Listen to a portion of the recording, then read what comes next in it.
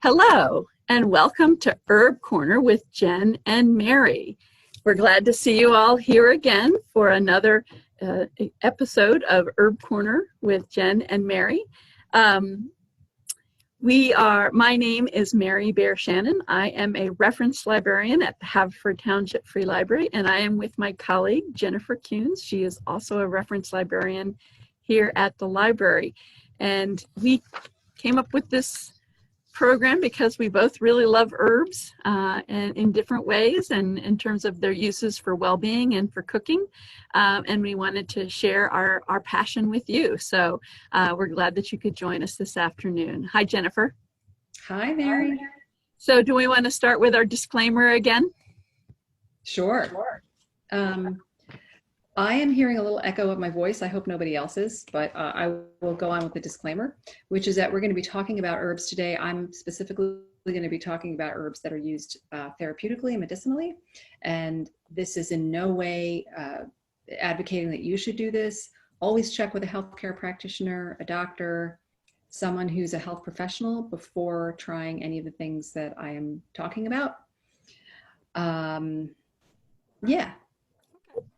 We just thought we would say that each time, just so everybody knows exactly what we're talking about and what we're talking about and what that is worth. So great.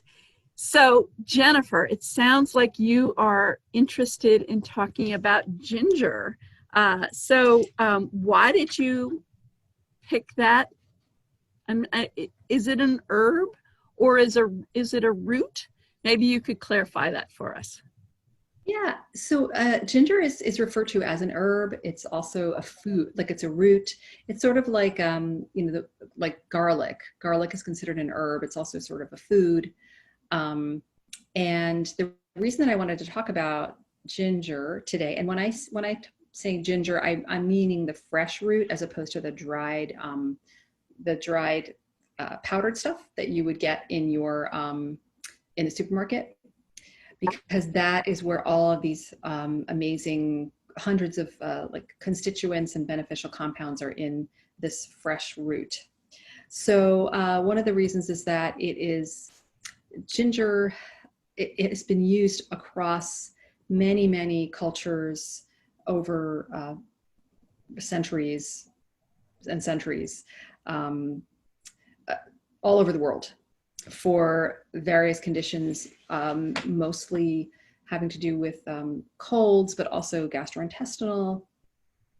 And recently I've been reading about its use in colds, and the common cold is a type of coronavirus. And also, which was interesting to me, and I thought was important information to know.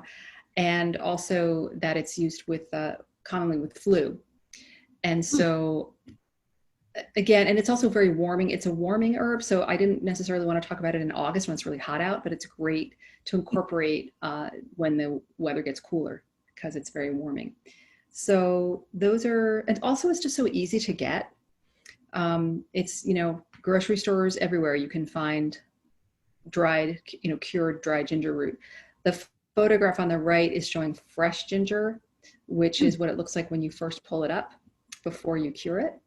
And there's a farm in Downingtown called Two Gander Farm, and they are one of the vendors at the Bryn Mawr Farm Market that I go to every Saturday, and they actually grow this and sell it. So I'm able to get that beautiful, fresh, uncured ginger with the stems, which you can use in a tea. So you're talking about fresh. Does powdered ginger lose a lot of its benefits when it's dried, other than the flavoring? Yes, it does lose those health benefits. Most of the compounds are destroyed when it's heated and dried up into a powder. And most of the studies that have been done, especially in the States or in the West, have been with this dried ginger, which is why there's not a lot of evidence, because it has been dried ginger, and it's really the fresh ginger that has most of the power. I mean, I love dried ginger and I love gingerbread and stuff, but yeah, it doesn't have as much therapeutic value. And you're gonna talk to us a little bit about ginger juice? I'm Right. intrigued. Yeah. So this is one of the things that I read in one of my herbal books by one of the herbalists who I respect. And it was this little chapter on the flu and the onset of the flu.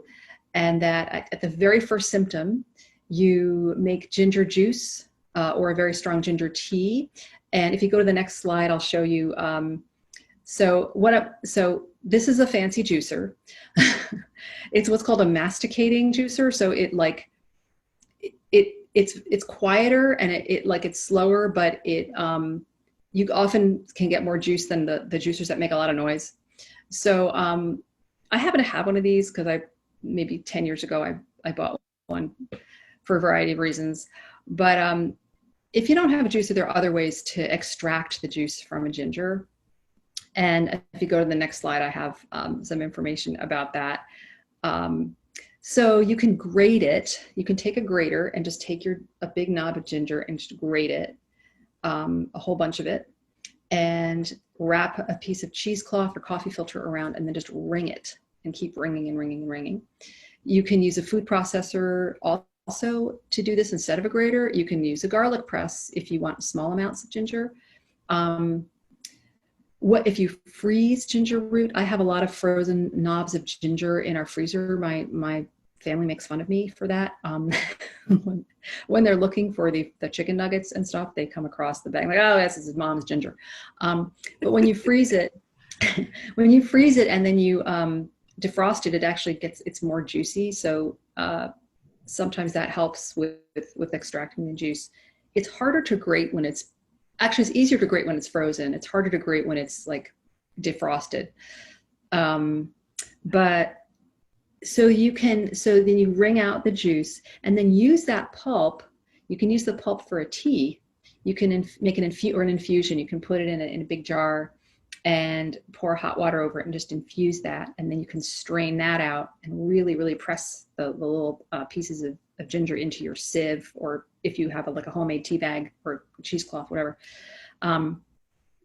And so those are ways that you can get around to not having a juicer. Because frankly, the juicer is nice, but it's also you got all these different parts and you have to wash it afterwards. So yeah, those are the different ways that you can make ginger juice, and also, incorporate it into a tea as well. So you're using every part of it. You're not just using the juice and then throwing out the pulp, because the pulp can be useful. So it sounds like you've talked a little bit about, if you have the onset of symptoms of having a cold, but how do we just incorporate it into my day without being so specific for, oh, I'm taking this because I'm feeling ill. Right. So this is where the disclaimer, this is a food, so it's not like it's a supplement that you're buying in a capsule. It's a food that people just use to eat. So the disclaimer is a little bit looser for this, because you can use it as a food or to add to drinks that you already have. One thing that's very important is that ginger is sharp. And so some people really are sensitive. I know, Mary, we were talking about it's very sensitive to the burning sensation. I get heartburn even with ginger ale. I get heartburn. So yeah, it can be irritating to some people swallowing. And I think I might have built up a tolerance because I use a lot of ginger, and so but it's still sharp going down, but it doesn't last long. So, but there are ways that you can incorporate it in where it's not as sharp, like where it's just a nice little flavoring. So you can add it. Let's say you have apple juice or some kind of juice that ginger would go well with. I'm thinking maybe a pineapple juice it would be really nice with. Some tropical juices, it might be nice to have a little bit of ginger in there. You can add it also to salad dressings. If you wanted an Asian kind of flavored salad dressing, you can add it. Apparently this goes well with bourbon and rum if you wanted to add it to a cocktail. Okay. So, and what you can do is you can make a bunch of juice and then, or the infusion, and you could pour it in ice cube trays. So you have little frozen cubes. It might be nice as ice cubes with your some kind of beverage, summer beverage. So those are ways that you can incorporate it other than just taking it as the medicinal tea. Yeah. So what kind of evidence supports the uses of ginger? So there have been a lot of studies in vivo, meaning in living things, and also in vitro, which is like in a petri dish or in a laboratory. And all the in vivo studies, some of them have been done with humans, and some of them have been done in rats. And there are over 400 therapeutic constituents in ginger, and they're the volatile oils that have fancy names. There have been about 30 clinical trials with 2,300 people using ginger root. And what they found is there's promise, there's evidence to support the use of ginger as an anti-inflammatory. This was involved a study involving people with arthritis. And in general, most of the time, anti-inflammatories can help you with different kinds of inflammatory conditions, unless you're sensitive to it and inflames your esophagus when you try to swallow it. So that's one thing to consider. Right. It's also traditionally been used, most people know that it's used as an antiemetic, an anti-nausea. So this is it's been successfully used for women, pregnant women, for morning sickness, and also for motion sickness. It has what's called anti-adhesion actions. So there was a study in rats that showed that this ginger root can interfere with certain GI bacteria and somehow keeps that bacteria from like attaching to your intestinal wall. So you're less likely to, it lessens the incidence or the severity of certain GI bacterial infections. It's also been shown to be antibacterial in the colon. Again, interfering with the colonization of bacteria in some way. The studies are very complicated, so I'm trying to simplify them, but some studies show that it can increase certain immune markers, so it can help with an immune system. Also in certain rat studies show that it has detoxification actions, meaning specifically in some heavy metals. Cadmium was one of them that showed that the ginger helped the body get the bodies of rats, not people yet, but get rid of the cadmium. And anti-parasitic, it's been shown with people with certain parasitic infections to help expel the parasites. And finally, it is also used in many cultures as a synergist, which is that it's added to other herbal preparations, and it helps sort of everything work together more efficiently. So that's a big mouthful. I think the next slide says all that stuff on it too, actually. Okay, so let's put that up so people can see that. That's good. So what is the best way to use this, especially around flu/COVID? Right. So apparently what is suggested is that at the first signs of like, it's very important. It's as soon as you feel that tickle in your throat, the first time that you're sensing that you are not feeling quite well, and you feel like you're coming down with that, and most people know what that feels like whether it's in your nose or in your head. Incorporate the juice and the tea as much as possible, like drink it 4 to 6 times a day, and every time you eat. You can dilute it a lot if you find that it has that burning sensation. So apparently this can cut down your sick time to 3 days or less, and can also lessen the severity. This is not, this hasn't been empirically proven. It's the belief, and some of it's anecdotal, some of it is involved some studies. So, but it's a food, it's used as a food, so I feel like it can't hurt to just give it a try, as long as it doesn't burn your throat. And it might taste really good if you put it in your juice, or add a little bit of it to your cooking and salad dressings and stuff like that. So.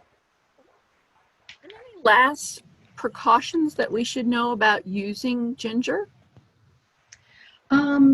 Really, again, if you're sensitive to it, it's really that burning.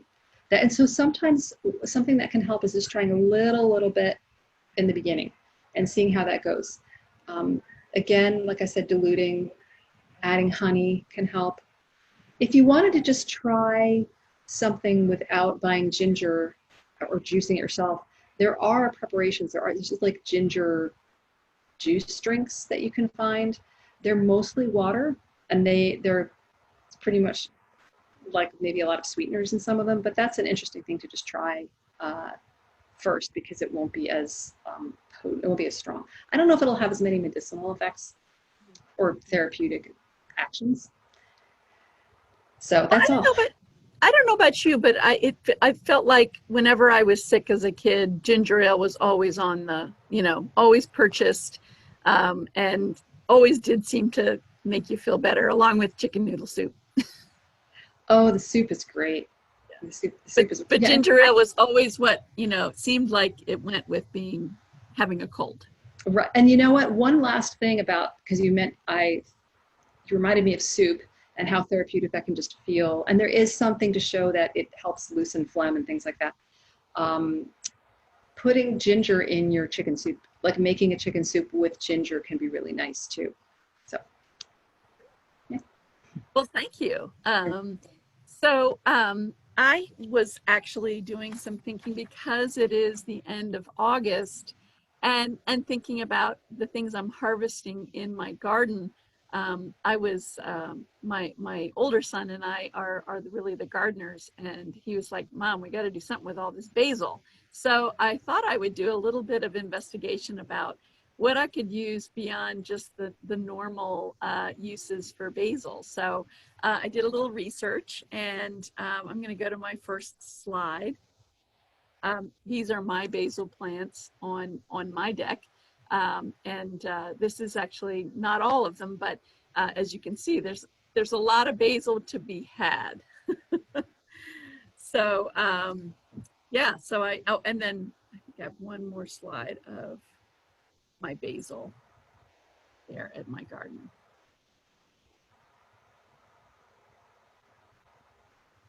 Nice. Yeah. So I'm just going to talk a little bit about cooking, uses of basil.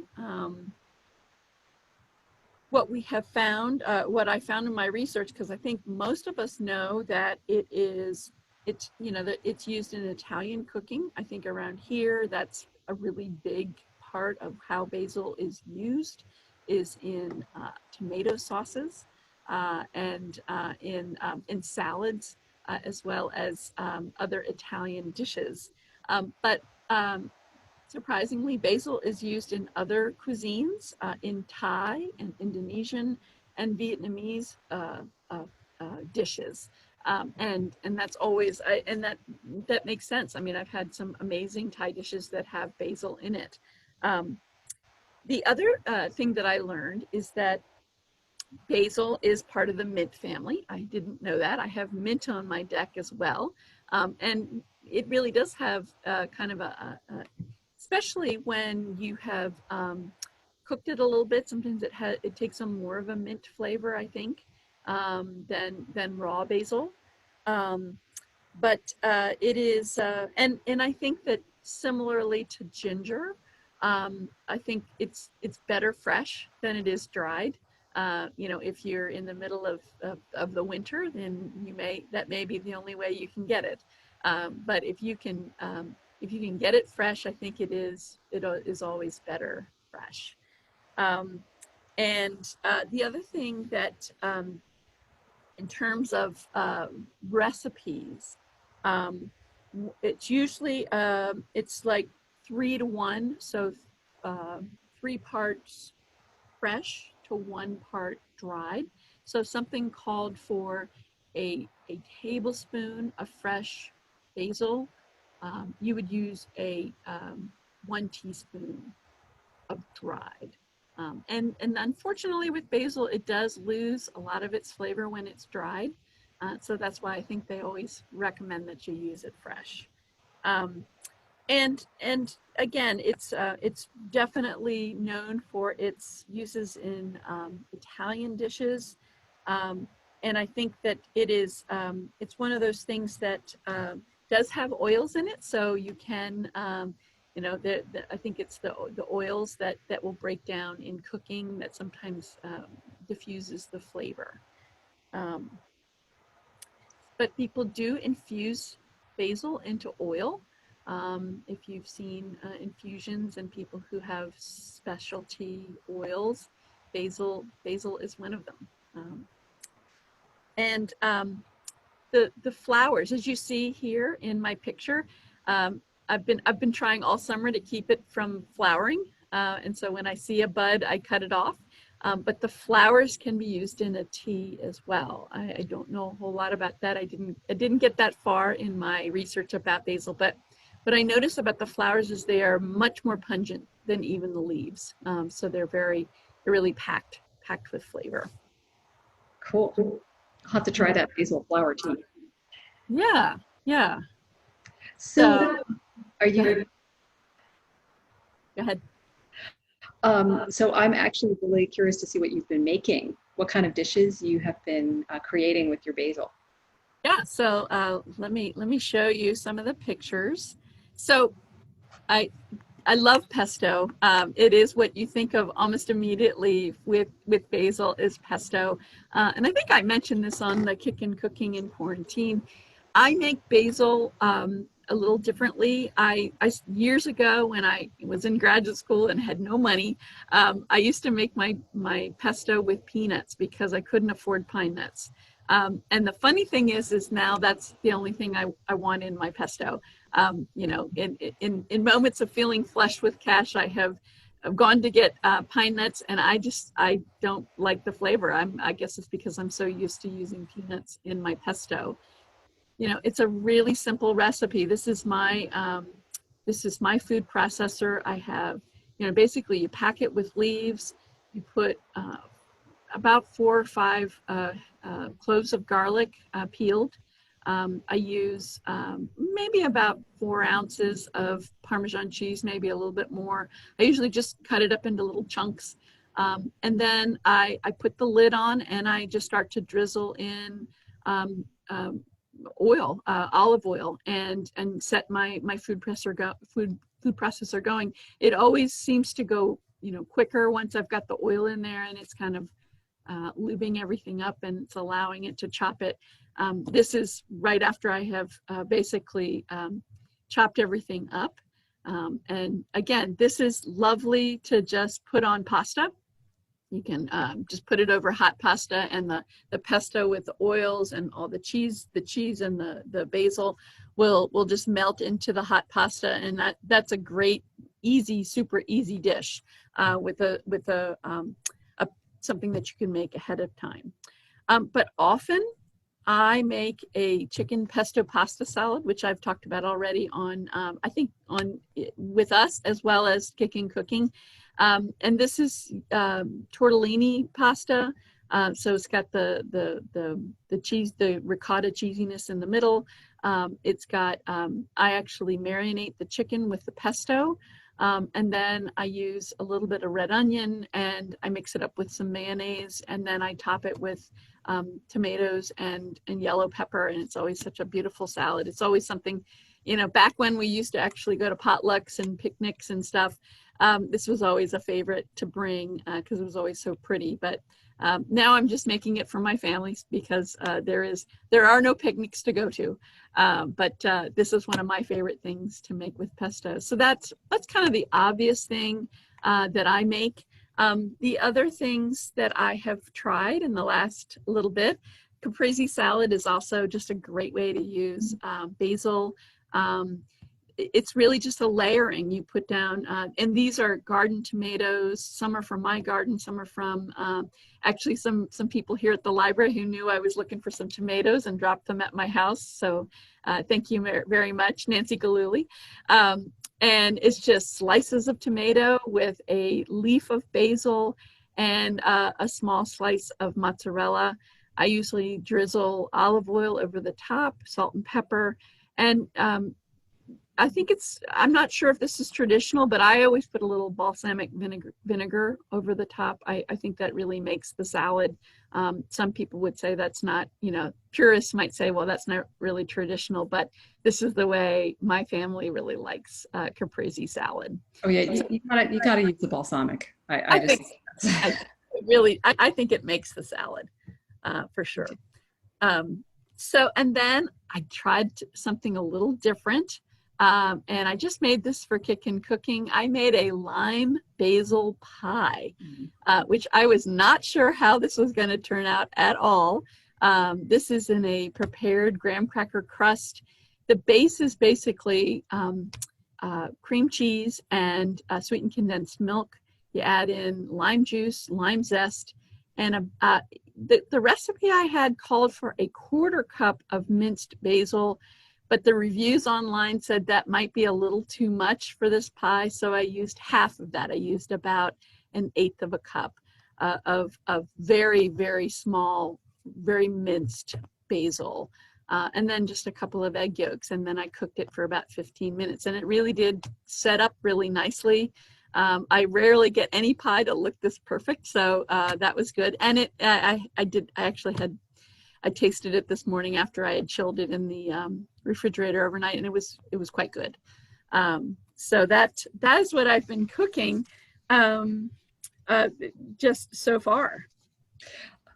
Wow. I just have to say, I mean, it's sad for other people that you can't bring things to potlucks. I mean, that we don't have potlucks. No, your family is so lucky. Well, we'll see. We'll see. Nobody else has tried it except for me, because it was this morning, and I actually had pie for breakfast. So, which I think is a perfect breakfast food. Pie is always a good breakfast food. But nobody else has tried it. So we'll see. I was actually thinking of that salad a couple of slides ago too that you said you bring to potlucks. The pesto tortellini chicken salad sounded really, really good too. Yeah. Yum. It's hard to keep it in the house for leftovers. So I have to put my name on a little dish and warn people off, because it'll all be eaten before I ever get back to it. So yeah. I understand that. Very much the eaters in our house. Like making sure that you have there's a lot of like little arguments that can happen. Why'd you finish that? That was So I just put my name on it and just say, moms, don't eat. Good. So because you did all the work to make it, right? Right. So right. You have all this basil I saw on your deck, and you're cooking a lot with it, but what do you do with the extra? How do you keep it so that it stays fresh, or can you dry it yourself, or so you can keep, and if you don't have basil growing, you may have to purchase it at the grocery store. You can keep it for a couple of days. The recommendation for fresh basil is either put it in water, that'll last you about a week. But you can also just put it in the refrigerator in a bag and put it between 2 moist paper towels, and that will help keep it for about up to 4 days. You can also freeze basil. There are a couple of ways you can do it. You can just blanch it really quickly and then kind of kind of fast freeze it, and then stick it in bags, and that will last in the freezer. Other people will chop it up and kind of add oil, and they'll actually pour it into ice cube trays, and then you can basically have this little burst of fresh basil in the middle of the winter when you're making spaghetti sauce.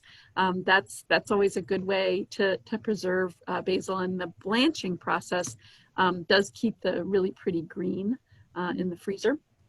You can dry your basil, especially if you get to the end of the season, and there's just you're like, if I don't harvest this is all going to die. You can dry it. They recommend that you keep dried basil in a dry, cool place, and you should get rid of all dried herbs after 6 months. They really do lose their flavor, and they're really not even worth putting in your dishes. I mean, I know I've got dried herbs that are way older than that, but I end up usually going out and getting more dried because I just know it's not going to have any flavor. I have to do better at purging my dried herb cabinet. The other thing so that's how to store it at this point. Cool. So I am wondering if you happen to look into any of the health benefits because we know it's delicious. Do you have any, were you able to do any looking Yeah, at? some of the research said that it's commonly used for stomach problems, such as spasms, loss of appetite, intestinal gas, just all those GI issues. Basil can be helpful. There really is not as much, it's more anecdotal than it is based in a lot of research. There are other but I think that's basically what is known for basil. Basil contains many chemicals, and these chemicals might kill bacteria and fungi. And they again, just the idea that that they may be helpful for your GI tract. But the thing that I think is most interesting, and I remember you were actually on my deck at one time a year or two ago, and we were talking about the basil on my deck, and that it actually is an insect repellent. And it was kind of buggy that night, and I remember we were actually kind of squeezing the basil and kind of rubbing it on our arms, which I don't know how much effect, but I did actually come across a recipe for basil insect repellent, which was just really, I can't wait to try this. And it's basically you do an infusion of basil. You can basically use the leaves and the stems. You pour boiling water over them and let them sit for a good long while, 2 to 3 hours. And then after they've infused for that amount of time, you pour off the water and you squeeze every ounce of liquid from the basil that you have been infusing. And you put that in a little spritzer bottle, and then you actually put in vodka as part of it. And I think that's probably because vodka really doesn't have much smell. The other recommendation, if you really want a little bit more of an oomph, is that you can do like an essential oil that's a basil. You could add a couple of drops of that as well, but it's fine even if you don't put the essential oil. And apparently that will help to keep the mosquitoes away. I don't know about you, but it just seems very buggy here at the end of the summer, and it's keeping us unfortunately off of our deck. Because I have family members who must be very sweet because they attract all of the mosquitoes. So I'm hoping that we can try this and kind of stay away from some of the chemicals. That is really cool. I want to try that Yeah, recipe. I mean, let me know if it helps you with the bugginess. I will. Okay, so you have all these basil plants that look beautiful. What's your secret? How if I wanted to grow basil that looked as beautiful as yours, what would I do? Well, I keep mine in pots mostly because I have a black walnut tree in my backyard, and it likes to kill lots of things. And I have tried to grow basil in my actual backyard, and it tends to not do as well because the black walnut tree exudes a poison. It's very bad for tomatoes, and it's not as bad for the basil, but they don't seem to thrive. So I do keep them in pots on my deck, but they do the best when it's warm. So just like tomatoes, I mean, sometimes I get really anxious and I want my tomatoes before May 15th, and they never do well until you have some of those warm nights. Same with basil, that really will not flourish until you have some warm evenings. And I think that really what my research found is once temperatures hit 80 degrees or 27 degrees Celsius, basil will really start to leaf out. And I noticed that, I always get so anxious for the season, and I put out my basil and it's usually too cold and it does nothing until it gets warm. So that's really the key is, and also just to keep it watered. I have a couple of my plants are in smaller pots, and I really do need to keep them watered daily. They start to look really peaky by the end of the day, just because they are in smaller pots.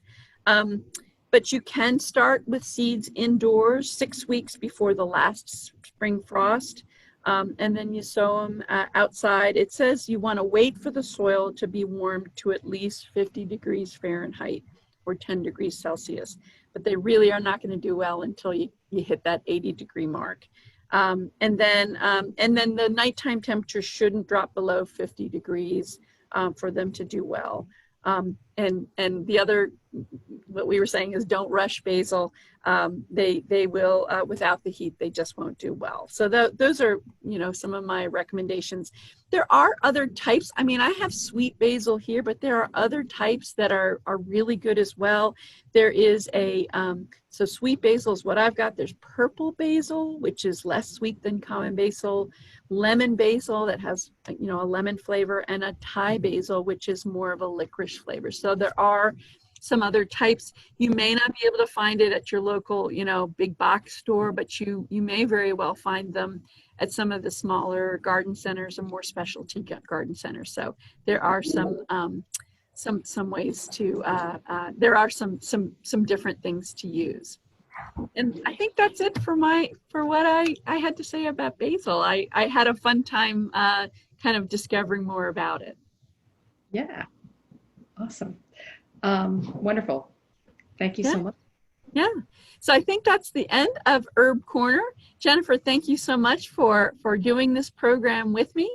And we're really glad that you all could join us this afternoon while we talk about our passions about herbs and what they do for us, both in the kitchen and for our well-being.